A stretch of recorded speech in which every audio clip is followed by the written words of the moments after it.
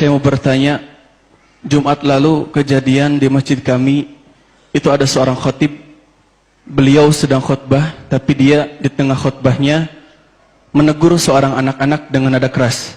Itu bagaimana hukumnya, Buya? Dan mohon penjelasannya. Saya pernah mendengar bahwa yang namanya khatib itu harus membedakan khutbah, dan yang namanya seorang imam Jumat itu harus memanjangkan sholat. Terima kasih. Assalamualaikum warahmatullahi wabarakatuh. Di dalam berkhutbah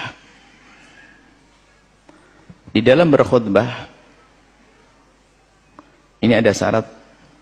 Khutbah harus terpenuhi rukun-rukunnya terlebih dahulu.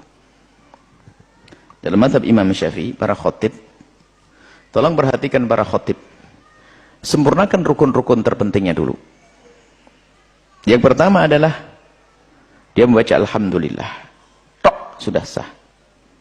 Alhamdulillah. Yang kedua baca assalatu wassalamu ala rasulillah, salawat. Yang ketiga wasiat taqwa, ittaqullah. 3. Kemudian yang keempat, 3 ini adalah di semua khutbah pertama dan ketiga. 3 ini. Alhamdulillah, Allahumma salli ala sayyidina Muhammad, ittaqullah. Kemudian tinggal 2 lagi, membaca ayat Al-Quran minimal 1 ayat. Qul huwallahu ahad. Jadi Anda khutbah Jumat begini, alhamdulillah, Allahumma salli ala sayyidina Muhammad, ittaqullah, qul huwallahu ahad. Duduk, sah. Daripada panjang tapi rukunnya enggak terpenuhi. Yang banyak teledor adalah ayat tidak dibaca.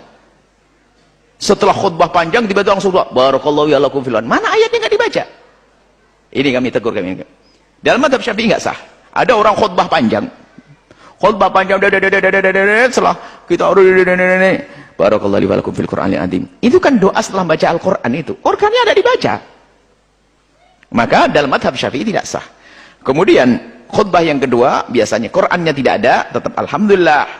Salawat, wasiat taqwa dengan doa untuk kaum muslimin. Allahumma fir lil muslimin muslimat. Selesai. Nah, hendaknya dihindari bagi yang khutbah ataupun yang sholat Jumat untuk tidak menegur. Negur itu biasanya marah. Nggak perlu kita. Bahkan dalam khutbah kita pun harus mendengar. Khutbah. Yang mendengar khutbah pun tidak boleh ngomong. Apalagi yang khutbah menegur orang. Nggak.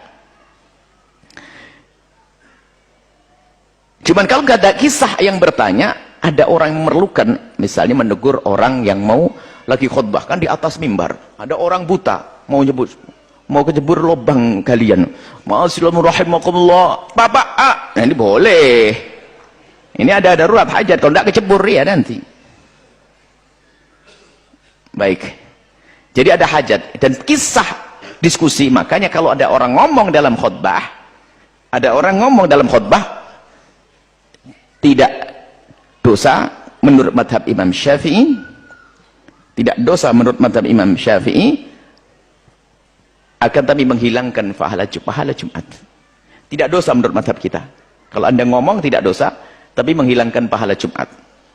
Termasuk khotib juga. Jadi di sini tidak. Karena bagaimana hujahnya mazhab Imam Syafi'i? Hujahnya mazhab Imam Syafi'i, lah ini masalah ngomong tadi, menghilangkan pahala Jumat. Kisahnya waktu Nabi khutbah Jumat, ada seorang laki-laki yang bertanya, "Ya Rasulullah, kapan hari kiamat akan tiba?" Nabi tidak mengatakan, "Diam kau." Enggak. Tapi Nabi meladeni. Maka di sinilah menunjukkan bahwasanya ngomong waktu adanya khutbah tidak menjadikan dosa, akan tapi kalau ada hajat tertentu menjadi boleh. Hajat mau bantu anak kecil mau ini dan tapi kalau enggak perlu. Bahkan saya mengatakan diam saja. Barang siapa berkata pada saudaranya ansit, diamlah, faqad lagha, maka dianggap dia sia-sia di dalam urusan salat Jumatnya. Kalau sudah ada Jumat itu sama, khotibnya pun demikian, nggak perlu ngurusi gini, kecuali ada darurat tadi. Baik, kemudian masalah khutbah itu pendek, bacaannya itu panjang. Maksudnya pendek di sini yang mengena, pendek penuh. Karena apa? Sholat Jumat ini wajib. Jangan dibebani orang dengan memperpanjang ibadah. Adapun yang dimaksud sholatnya panjang itu adalah bukan panjang-panjang banget sampai orang pada kebingungan. Dan bukan serta-merta itu tanda kefakihan. Maksudnya itu begini, fakih, tanda orang fakih itu kalau khutbah pendek, kalau sholatnya panjang. Ini biarpun orang tidak fakih bisa ngerti. Kayak tadi, alhamdulillah, wassallallahu ala Muhammad, ittaqullah, qul huwallahu ahad. Barakallahu li wa lakum. Bisa. Setelah itu sholatnya panjang, langsung fakih. Enggak.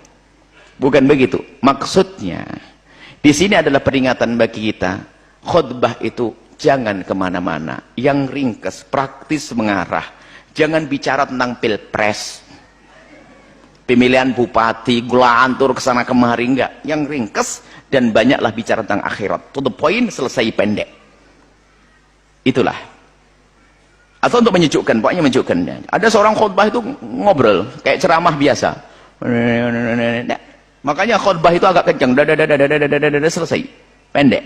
Kemudian setelah itu diupayakan Al-Qur'annya panjang. Panjang di sini adalah seperti bimbingan Nabi sallallahu alaihi wasallam, apa membaca sabbihis sama sabbihis ma rabbikal a'la, yani sama hal ataka. Itu sudah lumayan lah zaman ini. Baik, itulah insyaallah ya, mudah.